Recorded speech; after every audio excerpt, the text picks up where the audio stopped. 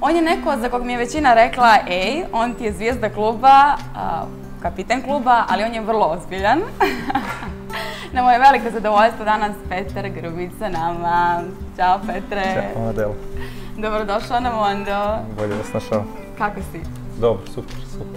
Nije ta situacija sa koronom ništa poremetila i to? Pa poremetilo nas je sve, ali evo, kad se fudbal nastavio i evo pokušavamo, već smo se skoro navikli da živimo sa tim, tako da kao i svim ostalima i ja sam se navikao.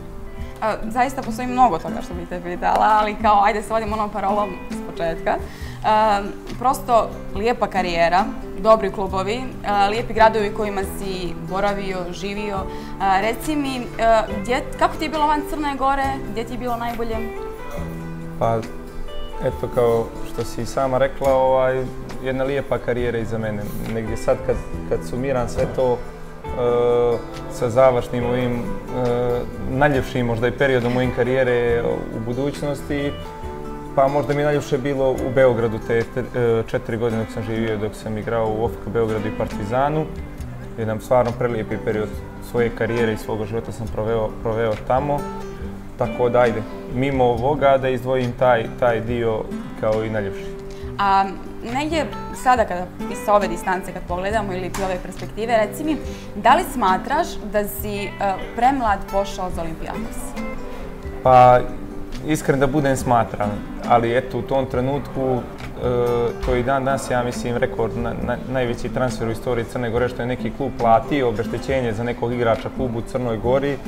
I tada kad sam čuo da Darko Kovačević, tadašnji sportski direktor, dolazi mene da gleda da idemo u Olimpijakos, tada zaboravite na sve to da ste premladi za to i negdje je bilo i svi su mislili o tome da ne postoji šansa da jedan igrač iz Crnogorske lige tada otiđe u tako velik klub, odmah da igra Ligu šampiona u Olimpijakosu, ali mislim da sam preskočio. Imao sam tada ponudi i Partizana i nekih manjih klubova, da kažem manjih klubova, ali klubova iz Holandije i tako da mislim da sam možda Hajduk Splita sam imao ponudu, tako da mislim da sam preskočio mnogo stepenica da bi došao, da sam išao možda jednu po jednu stepenicu, možda bi i bolje bilo, ali opet kažem na kraju svega sad kad sumiram negdje svu svoju karijeru sve imao ovdje, ja sam zadovoljan kakvu sam karijeru imao. Ti si rođeni Podgoričanin, Jeste. jel' tako? Tako. Da li sad možemo da kažemo da kada si, tvoj najveći san je bio da sad igraš za budućnost, Jeste. Sada kada se sve to ostvarilo, možemo li da kažemo da si svoj na svome?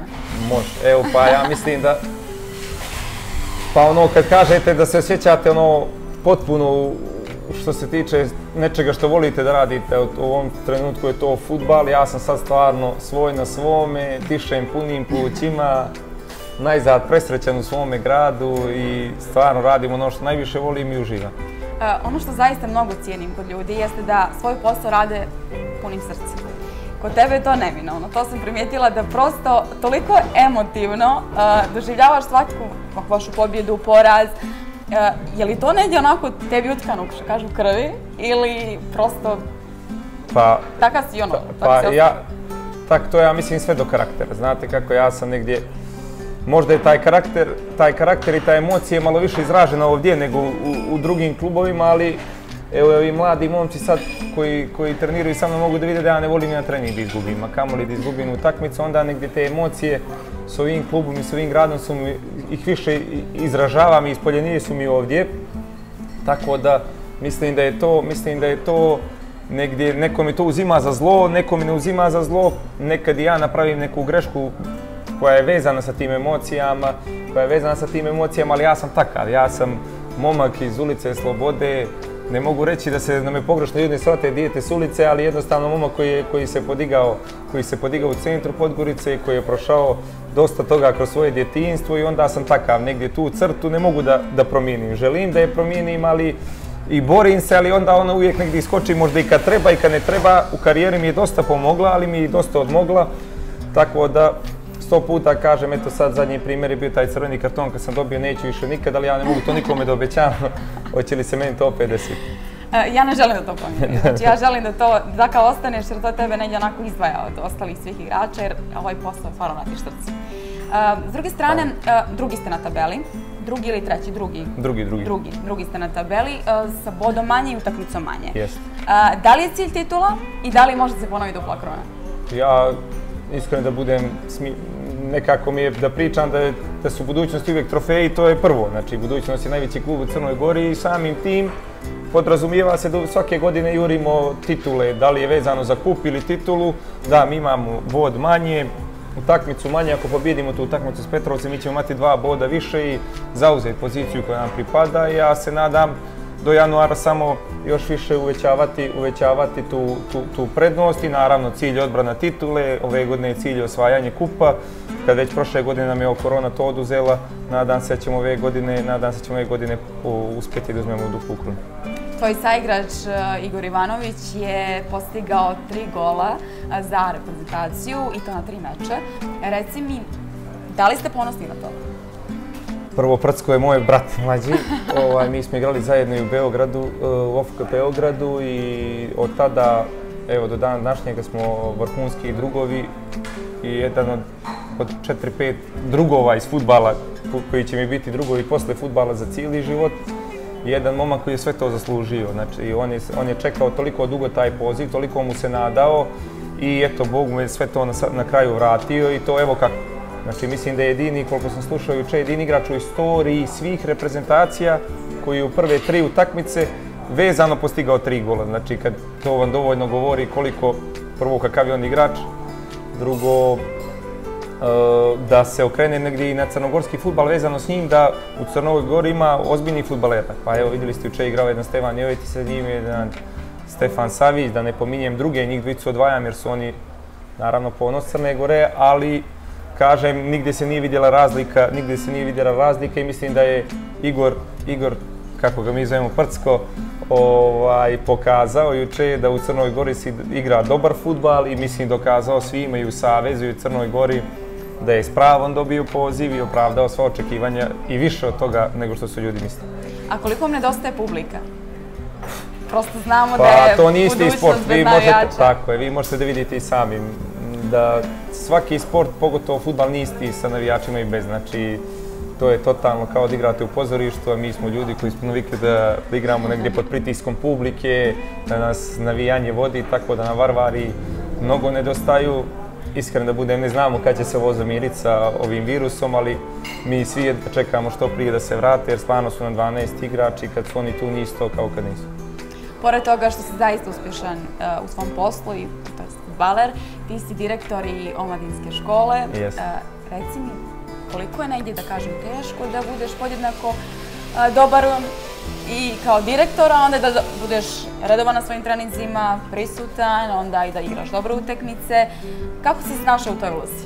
Pa, bila mi je velika čast kad mi je predsjednik kluba saopštio i negdje kroz razgovor smo došli zajedno do toga da mogu da preuzmem da budem direktor omladinske škole. To je jedna velika čast i velika odgovornost. Pri tom što sami znamo da u negdje zadnjim tim godinama budućnost nije mogla se pohvaliti, nažalost, sa svojom omladinskom školom, a imali smo svu najtalentovaniju djecu iz Crne Gore. I negdje sam to sa zadovoljstvom prihvatio. Je li mi teško? Jeste, ali kad nešto voliš, onda sve stižeš. Znači, ja sam totalno odvojio kancelariju od terena i upravo, kažem, negdje ove situacije koje pravim na terenu, to je samo na terenu. Ja sam takav na terenu i to je kraj. Ovo što se tiče toga u kancelariji, mogu biti ponosan što u omladinskoj školi imamo 30 reprezentativaca Crne Gore, što već neki igrači odavno treniraju s prvim timom i pokazuju da mogu da budu ozbiljni projekti kluba, što imam podršku od predsjednika, dižemo tu školu na jedan ogroman nivo, doveli smo i 11 rodice sa strane mimo Podgorice gdje smo im obezbedili sve moguće uslove od stanova do hrane i do svega. Imamo individualne treninge, prvi smo klub u Crnoj Gori koji je za talentovan igrač i obezbedio individualne treninge 3 puta nedeljno mimo njihovih treninga gdje rade na obuci, tehničko-taktičkoj. Da te sad ne gnjavim sa tim fudbalskim terminima, ali mislim da smo digli školu na jedan veliki nivo i grabimo krupnim koracima da stvarno budemo škola o kojoj može da se priča baš pozitivno u regionu. Meni je zaista drago zbog toga, mislim da Podgorica i Crna Gora to zaslužuje. Slažem se. Za kraj ovog intervjua želim da negdje sam zaključiš, daš neki savjet i poruku svim sportistima ili fudbalerima koji su na početku svojih karijera. Šta je glavni faktor i ključ da budeš uspješan i dobar fudbaler, kako u Crnoj Gori, tako i u svijetu, pošto svijetu imaju prilike da igraš zaista i u svijetu.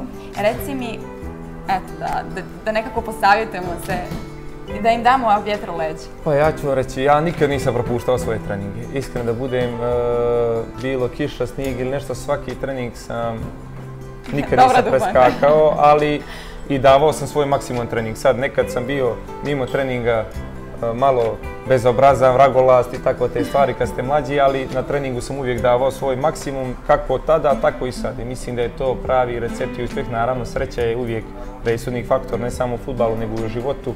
Bitno je nekad da se neke kockice poklope, ali uvijek kad daš svoj maksimum, onda nemaš za čim da žališ. Kad uvijek ti ostane malo da nisi dao od svog maksimuma, poslije razmišljaš o tome, jesam li mogao još to, jesam li mogao još to ovako. Neka oni svaki trening, svaku utakmicu daju svoj maksimum, neka budu fokusirani 100% u fudbal ili u nekom drugom sportu kojim se bave i mislim da uspjeh neće izostati. Petre, hvala ti puno na ovom intervju. Zaista što si bio moj sagovornik, uživala sam i želim ti da se nikad ne promijeniš, da ostaneš takav i prosto da i dalje pratimo sve tvoje uspjehe u daljoj karijeri. Hvala i tebi na pozivu, drago mi je bilo.